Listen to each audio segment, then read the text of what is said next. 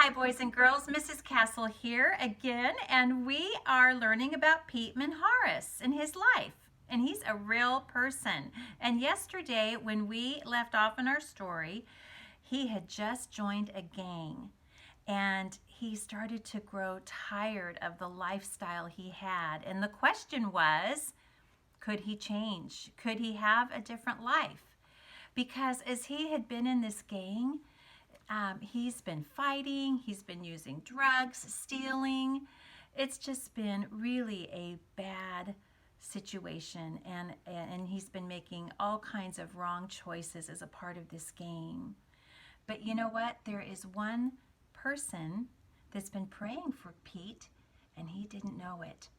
Her name was Mrs. Ramirez. Mrs. Ramirez lived across the street from Pete's house, and she was praying for Pete and all of the kids in her neighborhood. She would cry out to God and say, God, this is a dangerous place, a dangerous world, and I pray and ask that these children, the kids in my neighborhood, would come to know you and know how much you love them, and especially for Pete Menjares. Every night, Mrs. Ramirez prayed that prayer. Well, I wonder if there's somebody praying for you.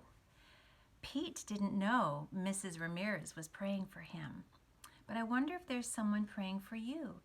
And maybe you'd even like to ask an adult that you trust to pray for you, because God is at work, and even when we don't know it or see it, He is at work, and He wants us to pray to Him and ask Him to help us in this life.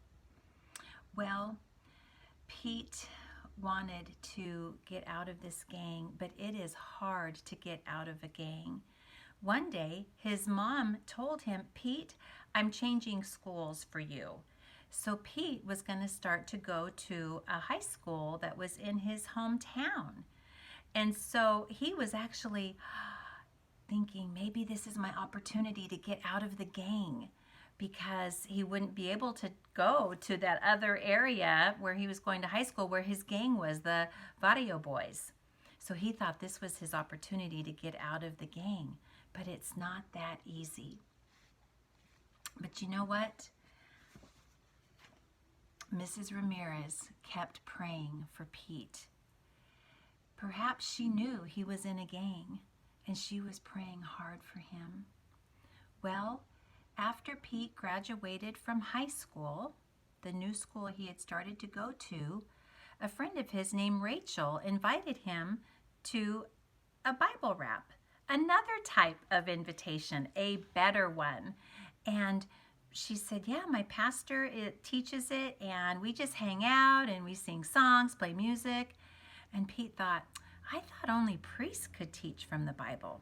He was actually even a little angry about the fact that Rachel's pastor was going to be teaching the Bible at this Bible wrap.